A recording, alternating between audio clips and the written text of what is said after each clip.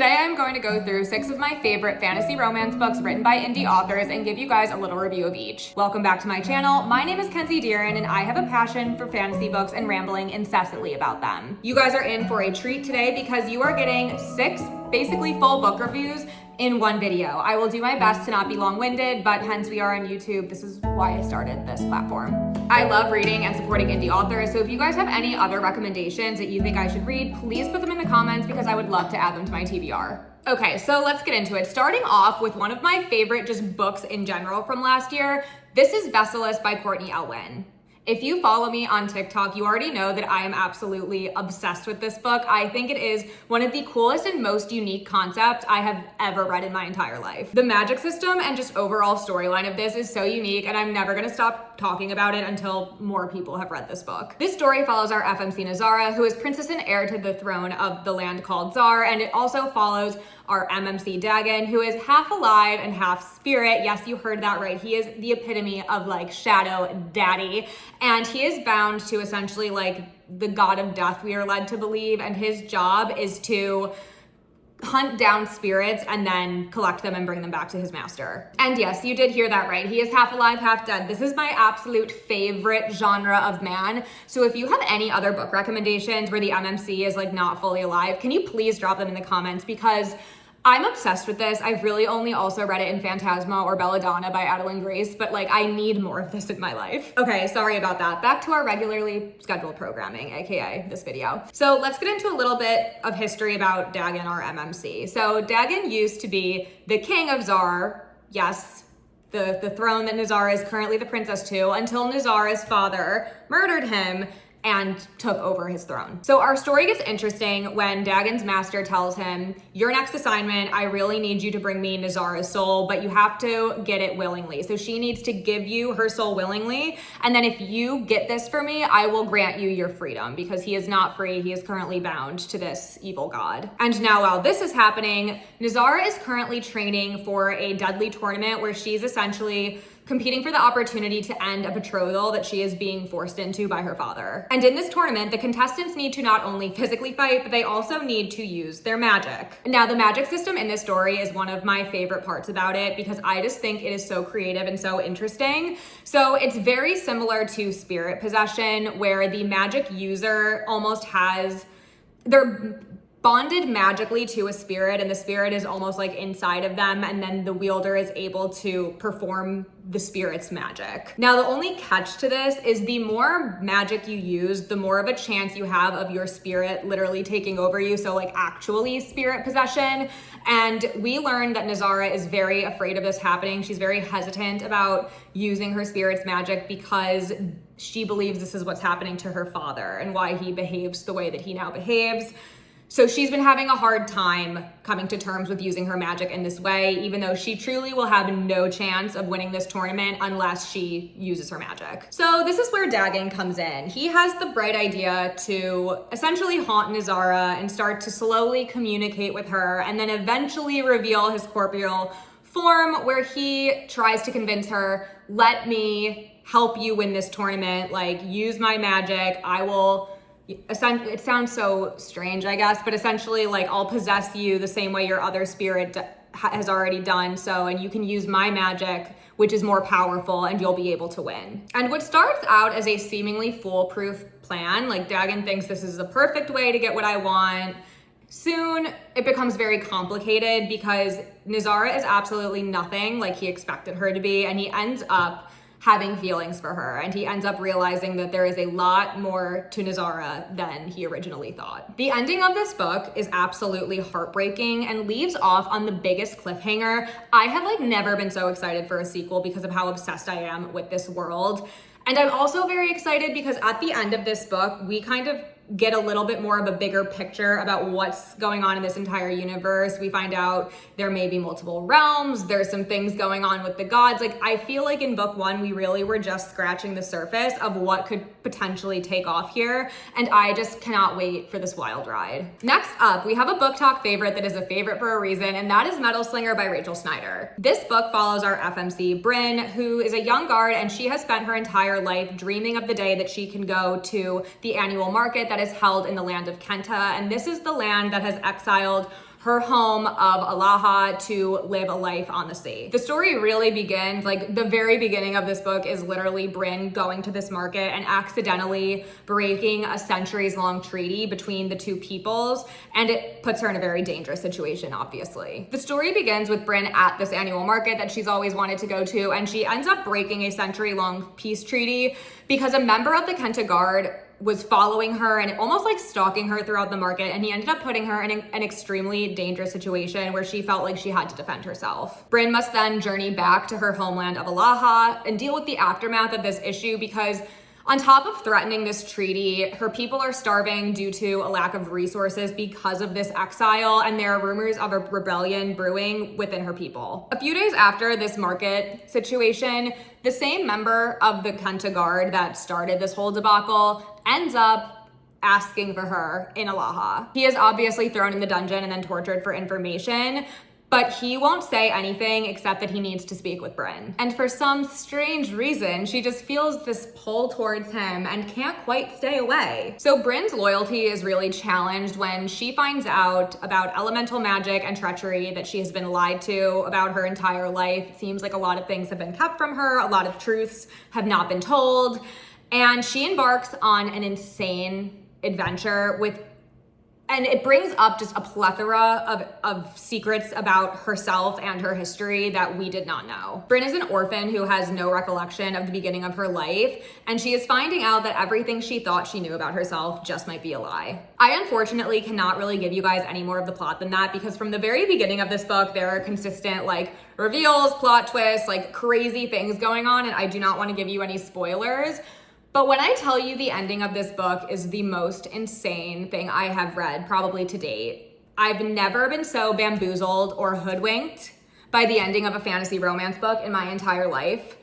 Like, I still cannot believe I've never been left so speechless. Like, I couldn't believe it. I had to go back and reread because I could not believe that this was how this book ended. Like, truly, I know that in a lot of fantasy romance books, there are crazy cliffhangers. Obviously, we want to, continue the series, make readers curious. This is the craziest one to date, and I fully stand by that. The Dragon Queen series by E.C. Garrett is a dark gridmark fantasy romance with elves, dragons, shifters, fae, and so much more. Currently, this series has book 1, The Forgotten and the Feared, and book 1.5, The Broken and the Brave out, and then book 2, which is called The Defiant and the Damned, is coming out at the end of February, so this is actually perfect timing for this video. Okay, so getting into a plot of book 1, The Forgotten and the Feared, this story follows Amalia, who is an orphan that was literally raised by wolves in the forest, and her adopted sister, Diana. The two grew up consistently moving from place to place because they had to keep Amalia a secret for unknown reasons to the reader, until one day when they are caught in the town that they are currently living in, and they are forced to compete in the Gauntlet, which is an absolutely horrendous and bloody tournament run by the evil Fae King, and this is where humans are basically forced to compete with each other and then eventually slay a dragon. We find out that the Fae King has been keeping all the dragons that are left in captivity, and he's been basically enslaving them and forcing them to fight or do whatever other awful things that he does with them. And they have given up hopes of ever escaping and ever seeing the sky again. So as the two are brought to the Fae Kingdom, and they have time, all the mortals have time to train for a little bit before this awful gauntlet. So as they're training, Amalia finds herself drawn towards one of the trainers named Oz, and Diana finds herself drawn to another contestant, and her name is Muriel. Amalia has tried to stay hidden her entire life and keep the secret of who she was under wraps, but this tournament and the injustices that are going on in this world may just force her to come out of hiding and fully claim her birthright. And while the two sisters are fighting for their lives, the mysterious Fae Prince, Prince Niall, may just have a plan going on that could change everything. Book 1 ends with one of the saddest endings and cliffhangers I have read to date. I finished this book and I was hysterically crying on my couch, and I truly didn't know what to do with myself. The ending of this is so emotionally heartbreaking, but so good. So now to give a little bit of an overview of book 1.5, The Broken and the Brave. This is a novella that, although it's not necessary to read the full series, I highly recommend this. I loved this book. This was exceptional, and it gives you a lot more context. So this is separated into 3 parts. Part 1 of the novella is perspectives of what happened before book one, The Forgotten and the Feared, from characters that we don't get as much from in book one. So it's really Prince Niall, the Fae Prince, and then Oz, the man that Amalia ends up having feelings for, and it kind of gives context to their origin stories and relationship hundreds of years before book one takes place. Part two of the novella gives alternate POVs for the same timeline as book one. So again, we're getting a lot more from characters we might not get in book one. We get a lot from Oz, we get a lot from Prince Niall. We also get a POV from Amalia's horse, Taryn. And when I tell you, I just cried the whole time. Like, that was so precious. I've never read another book that has an animal POV. And guys, it was, oh my God, if you read book one, you already know what I'm talking about. It was a really rough but beautiful segment. But anyway, it definitely just gives a lot more context so that we understand like what was going on with these other characters. Not that it feels like anything was left out in book one, but it definitely gives you a fuller picture of the story, and I think it really helps get you ready for book two. And then in part three is the craziest part of this, because this is apparently bridging the gap between book one and book two. So it's like what happened with these characters after the heartbreaking cliffhanger in book one. And when I tell you, I thought this cliffhanger was bad, this one, I like screamed. The scream I scrumped when I was reading this, because I couldn't fucking believe it. Now, there was like multiple things where I was like, wait, what? Like, it is crazy. And when I finished this, I did not even get up off the couch. I took my phone, I went to the author's website and immediately pre-ordered this, because I was like, I need this as soon as humanly possible. I need book two. Next up, we have Riftborne by Greenwich and Lennox. And let me tell you, if you're a fourth wing girly, you absolutely have to pick this up because you will love it. This story takes place in a world dealing with the aftermath of a rebellion, and the rebellion essentially wiped out everyone who was on the rebel side except for a small handful of children that are now obviously orphaned. The children of the rebellion were taken into orphanages in the kingdom that ended up winning, and they were branded with marks on their hands so that every single person will always know that they were a rebellion child, and it would make it extremely difficult for these children to ever, make more of themselves or amount to high levels of success. Our FMC Fia is a child of the rebellion, and she's been trying her best to keep a quiet life, fly under the radar, so that her and her roommate and best friend Asta can live the best and most undisturbed life that they possibly can. But beneath the surface, Fia is dealing with an extremely deep prejudice that she has for all of these other people because of how oppressed she and her friend have been. And she's also keeping a huge secret that threatens the very life that she is trying to have. In this world, everyone has a focus. So basically it's one magical element that they're extremely proficient at. They range from very small to very large. So you could have something as small as having phenomenal penmanship to wielding lightning or whatever, like crazy power that you could have. Fia's secret is the dark power that she possesses that is growing in strength, and she is now unable to really control it. And it's, as I said, threatening everything that she's ever wanted. She just wants to live this quiet life, but this deep, dark power might just come out and ruin it. So enter our MMC, General Lorik Ashford, and he is currently trying to build a unit of powerful magic wielders to combat a dark, looming threat that is attacking their borders. The story really explodes when Fia loses control of her power, and she ends up in a very bad situation, and it was witnessed by the general himself. And so he offers her a choice. You can join my team of powerful magic wielders, or you can face execution. You pick. And Fia is actually torn because the general stands for every single thing that she hates. Like, she has this deep prejudice towards the people of this land that essentially are the reason that her family and homeland are gone. And she doesn't know what to do because she feels like a traitor to herself. But at the same time, the only other option is death. So obviously Fia ends up making the choice to hone her magic, practice her magic, because maybe it will end up benefiting her and her people in the long run. And while this is happening, she ends up having to grapple with some extremely traitorous feelings that she begins to have for the general, and also come face to face with the severity of this dark threat that could literally decimate her entire world. And again, in typical fantasy romance fashion, this obviously ends on a crazy cliffhanger. But I'm very happy because book 2 is coming out in March. It's called Duskbound, and I cannot wait to read it because some crazy information was dropped at the end of this book that I was just like, like whiplash, and it just seems like the world's gonna get even cooler. Of Blood and Aether by Harper Hawthorne is a unique dual POV fantasy romance with an arcane prophecy, a magical institute, star-crossed friends to lovers, and so much more. Here we follow our FMC Arkin, who is a rare conduit of light, and she has been searching for answers about her history and her lineage for as long as she can remember. Our story begins with Arkin embarking on a journey to the Arcane Stadium, which is the prestigious College of Magical Arts and Sciences, held within the City of the Gods. Enter our MMC and Shadow Daddy Kieran, who is captain of the Elder Guard and spy master with an extremely secretive and troubling past, but he has dedicated himself and his future and career to safeguarding this city. Kieran and his unit have found themselves extremely busy as of late when this story is taking place, because